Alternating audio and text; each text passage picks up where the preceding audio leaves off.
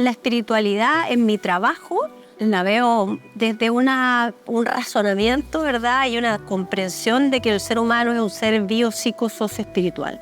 Espiritualidad no tiene que ver con la religión, ¿no? Se tiene que ver con este sentido trascendente o, digamos, un sentido de vida que le damos todos los seres humanos.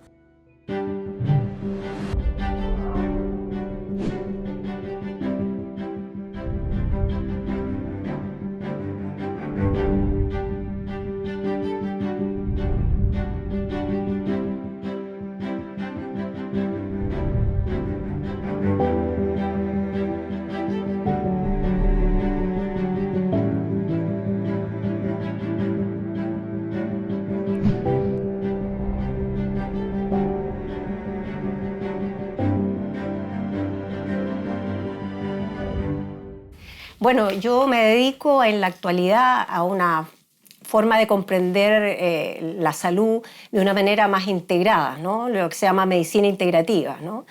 Y la medicina integrativa tiene que ver con una forma de ver la salud de una perspectiva más humanizada. Y esto tiene que ver con mi historia de vida.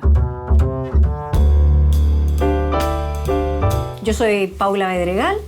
Soy profesora titular del Departamento de Salud Pública de la Facultad de Medicina de la Universidad Católica y me dedico a dos cosas fundamentalmente, a hacer clases de docencia en el ámbito de la salud pública, salud mental y política pública, y también me dedico a la investigación fuertemente.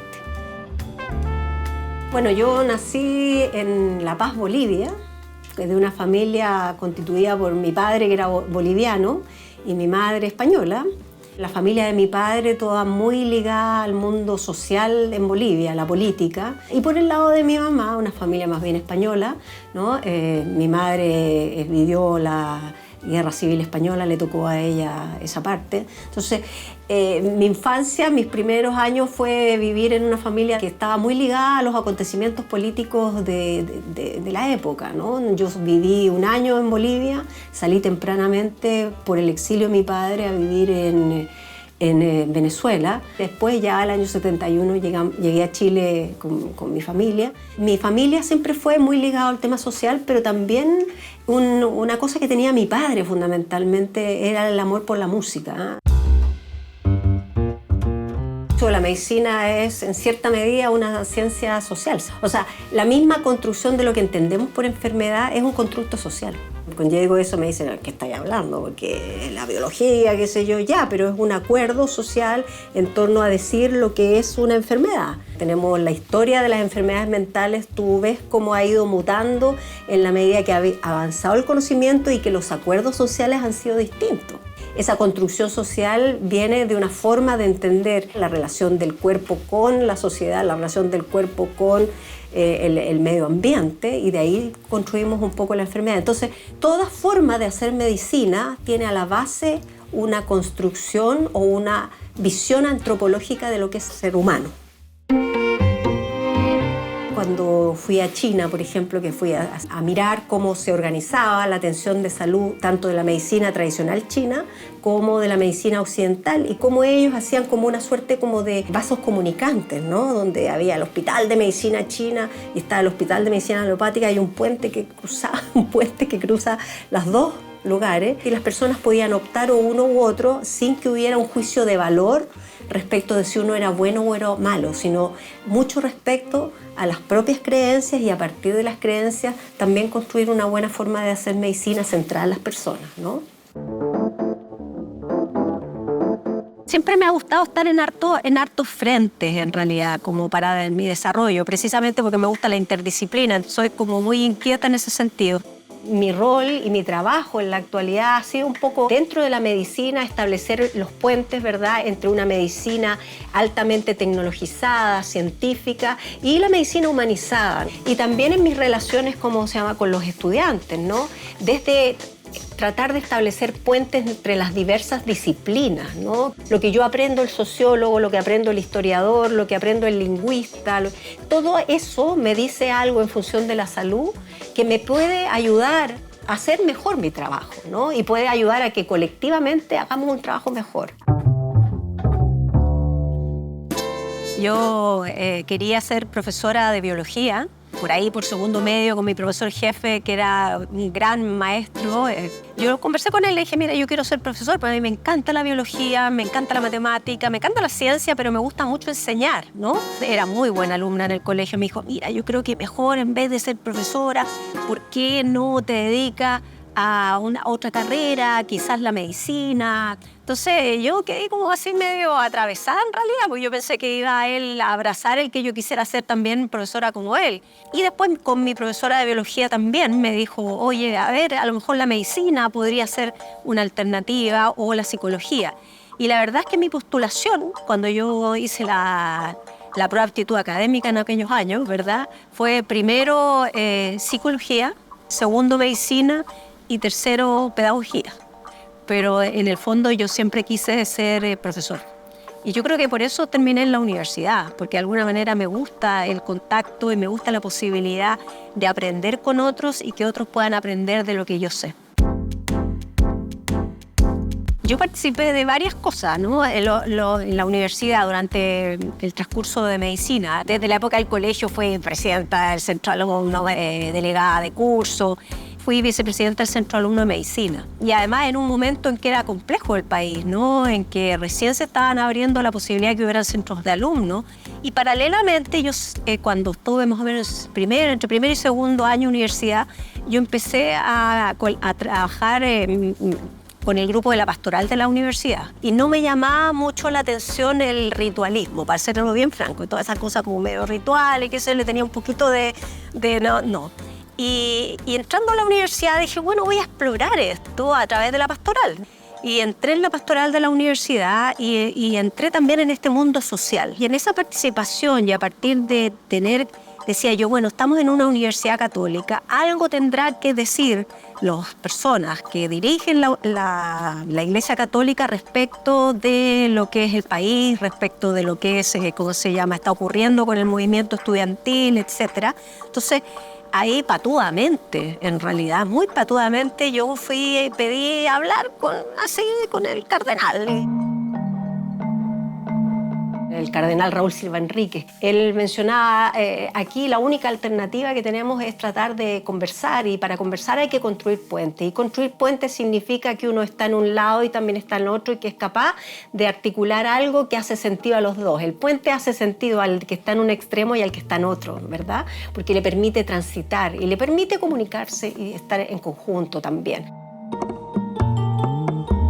Después de haber tenido como esta experiencia, ¿no es cierto?, tan fuerte con el cardenal, de haber participado muy fuertemente dentro de comunidades de vida cristiana, haber trabajado, de repente veo esa iglesia social que todavía existe, todavía existe muy fuerte, veo que está tapada por toda una estructura eclesial o estructura que es muy humana, ¿no?, pero que de alguna manera me genera dolor, ¿no?, lo que ha ocurrido en términos de violación a los derechos de las personas, ¿verdad?, a través del abuso, a través de la prepotencia. Ahora, yo lo leo como un signo de los tiempos, ¿no?, en que de alguna manera estas macroestructuras se está haciendo evidente lo que ha existido por muchos años, y que en buena hora, esa es la esperanza, en buena hora se hace evidente, porque significa que hay una esperanza de transformación. Si uno verdaderamente cree en la iglesia de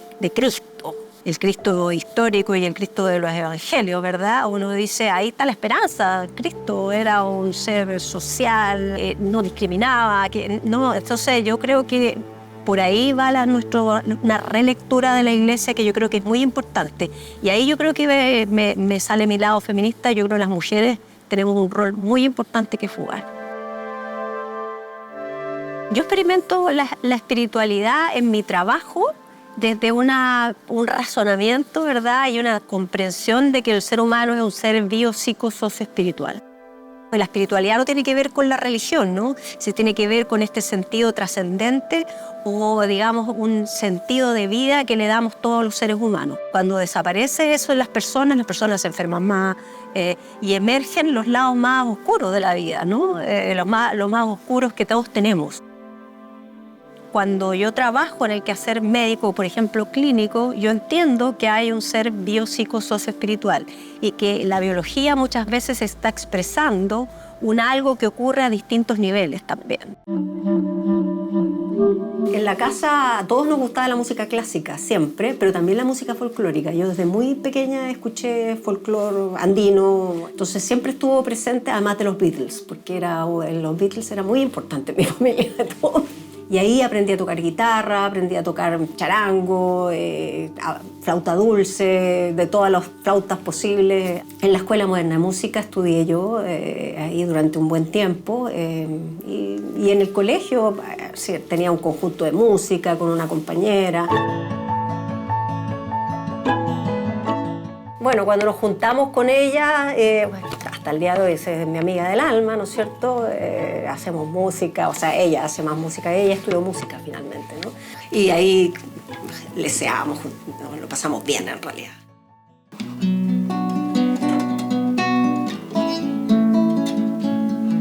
Y la música tiene esa cosa maravillosa que cuando uno se mete, ¿no es cierto? Es como que no hay tiempo, ¿no? No hay tiempo ni espacio si uno está ahí. Me gusta mucho la música, pero también me gusta la literatura.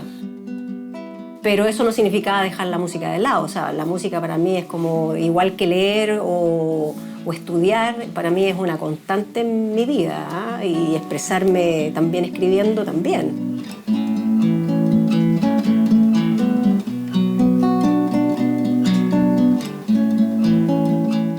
Pero yo creo que la música lo que me abrió fue un poco a la expresión artística, ¿no? Como a valorar el hecho de la expresión del arte. Y es algo que yo he buscado también en la medicina. Entonces, por ejemplo, a mí me encanta la gente que hace arteterapia, que hace musicoterapia. Entiendo cómo puede haber esa relación entre la expresión artística y los fenómenos de curación y de sanación de las personas.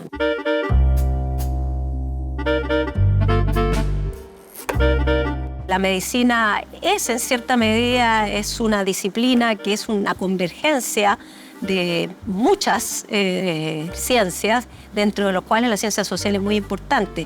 Y el rol social que tiene es indudable. La estructura de un sistema de salud representa un ideario de cómo nos vemos como sociedad. Entonces, por lo tanto, tiene un rol relevante. Pero el año 98 fue el año en que yo tuve la posibilidad de ir a formarme fuera. Fui a la Escuela de Negocios del Imperial College a trabajar en sistemas de salud, ese era mi tema. Fue una experiencia muy bonita porque ahí vi como la reorganización del sistema de salud inglés. Y a mi regreso de esa experiencia, que fue muy interesante, se me dijo, bueno, ahora doctora, usted decida, o se viene a pediatría, o se viene a medicina familiar en este caso, o se viene con nosotros a salud pública. Dije, bueno, tengo que volver en realidad a salud pública, a desarrollar un poco más el área de política y sistemas y empezar a colocar algunos temas que eran importantes en ese momento. Pero nunca perdí el trabajo con pediatría, ¿no? Porque si bien no trabajaba en pediatría, yo trabajaba como voluntaria en una organización haciendo pediatría, ¿no? Entonces, nunca lo dejé porque siempre he encontrado que la actividad clínica me da un campo de comprensión de las personas que es muy relevante. Las redes comunitarias, la comunidad en sí es tremendamente relevante desde el punto de vista de la salud de las personas, ¿no? Hay unos estudios maravillosos que existen que se llaman las zonas azules, en que han identificado dónde están los lugares o las comunidades más longevas en el mundo. Y es bien interesante ver como uno de los elementos centrales de la longevidad de las personas, pero no una longevidad enferma, sino sana, activa, viva, ¿verdad? Tiene que ver con el hecho de pertenecer a comunidades y sentirse parte de. Y a veces, en el quehacer de la medicina tan individualizada, perdemos de vista que los sujetos o las personas, ¿verdad?, no solamente son individuos aislados, sino son parte de una comunidad y que esa comunidad es tremendamente importante tanto para ser más sanos como también para protegernos cuando estamos enfermos. El sentirme parte de una comunidad tiene este efecto protector contrario al de la soledad o al del aislamiento social. Tú ves que tienen como un sentido de pertenencia grupal, de colaboración, y eso les permite envejecer de manera más sana, junto con un estilo de vida, digamos, actividad física y alimentación que también tiene un componente comunitario. Es bien bonito eso. A mí me da un poco de pena de repente, ¿eh? Porque veo una sociedad que de repente está un poquito desesperanzada en establecer puentes. Para establecer puentes uno tiene que volverse un igual, ¿no? Un igual que quiera construir un camino juntos. Y muchas veces la gente no se percibe entre ellos como iguales. Les gusta establecer las diferencias mucho, pero las diferencias en términos competitivos, no en términos, porque todos somos diferentes, ¿verdad? Se critica mucho a los jóvenes, pero yo como soy profesora universitaria, yo veo de repente en los jóvenes ciertos movimientos de jóvenes que están tratando de hacer algunas cosas un poquito distintas. Y ahí es donde yo veo la esperanza.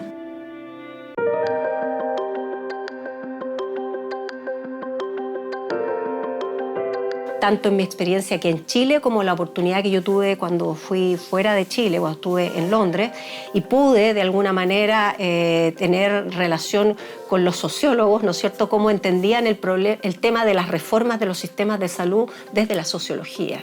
Y eso yo no había tenido la oportunidad en mi formación de verlo, pero allá lo vi y dije yo, aquí hay un mundo nuevo, tengo que hablar más con la gente de ciencias sociales, y eso hice, por ejemplo, para entender cómo hay que proveer buenos servicios en el área del cáncer. No puedo sino trabajar con ingenieros, con sociólogos, con antropólogos, ¿verdad?, para ver la perspectiva de los pacientes.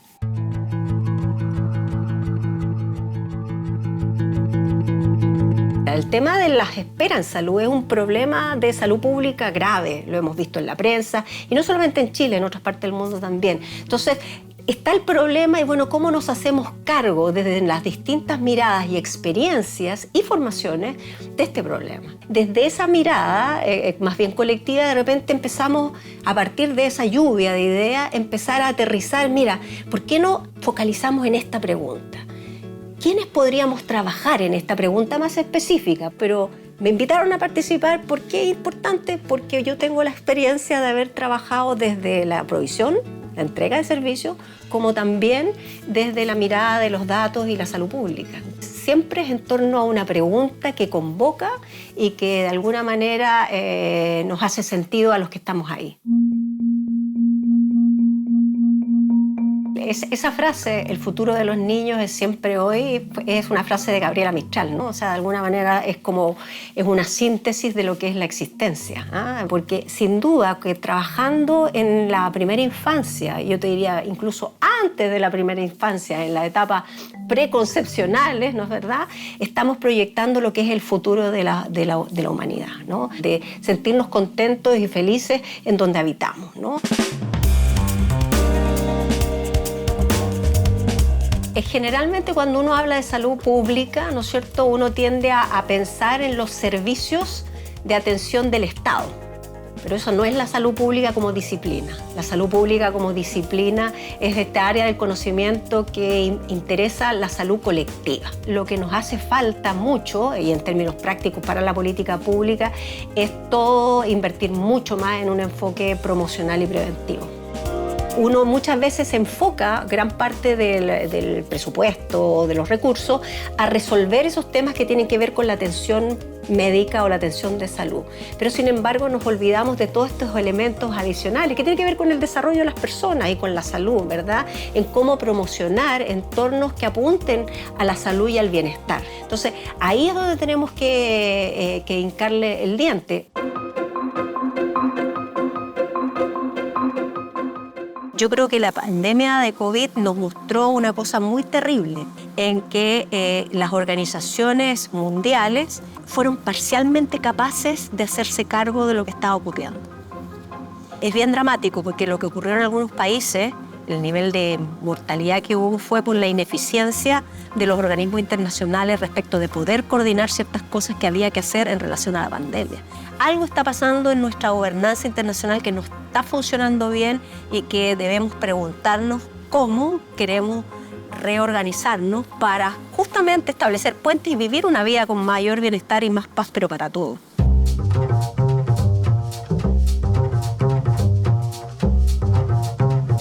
Todos los profesionales de salud tenemos un rol muy importante en trabajar colaborativamente con el ámbito de la educación desde la etapa inicial, desde la educación inicial preescolar, ¿verdad? Cómo se come bien, cómo se duerme bien, cómo se hace actividad física, cómo se busca un sentido de la vida, que puede ser... a mí de repente me sorprende, por ejemplo, esto que se discuta de si debieran haber arte o no arte, por ejemplo, en los colegios, ¿no? En algún momento hubo filosofía, qué sé yo, fundamental, o sea, quizás son... A veces uno piensa que son ramos menos relevantes, pero son tremendamente relevantes en la búsqueda de sentido de las personas, ¿no? Entonces, yo creo que el objetivo de la educación desde la etapa inicial debería ser ciudadanos que sean capaces de desarrollarse lo más plenamente posible. Y ese debería ser el objetivo. Las personas que tienen, entendiendo espiritualidad como un propósito de vida o un sentido trascendente, que puede ser desde una creencia en un ser divino, como la creencia en la humanidad, por decirlo también, o la creencia en la naturaleza, todas las personas que tienen un sentido en general, su calidad de vida y su vida y su salud es mucho mejor que aquellos que no tienen. Entonces, eso en términos colectivos te va dando una idea de la relevancia que tiene esta dimensión humana que es importante cultivar. Y en estos lugares que yo siempre menciono, los lugares de las comunidades más longevas, uno de los elementos centrales es el propósito de la existencia. Si el propósito de la existencia está ahí en esos grupos, está muy fuertemente ligado a lo colectivo, ligado a las creencias, a lo que sea, está presente, en general son personas que tienden a ser más longevas también, y más sanas y más felices. Paula Bedregal, escena 4, toma 1.